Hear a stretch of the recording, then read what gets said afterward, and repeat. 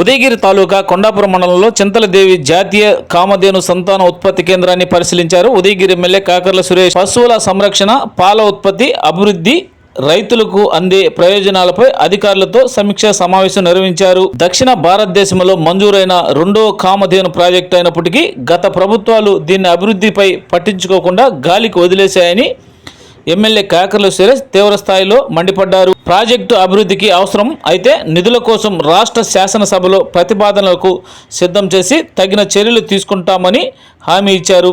Project తగిన నీటి సరఫరా కోసం దగ్గరలో ఉన్న చెరువుల నుండి P4 ద్వారా నీరు అందించేందుకు చర్యలు తీసుకుంటామని అన్నారు. ఉదయగిరి ఎమ్మెల్యే కాకర్ల సురేష్.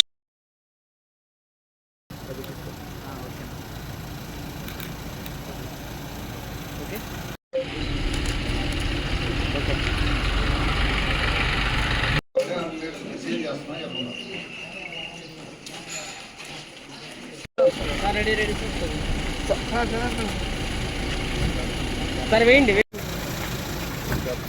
సరే వేయండి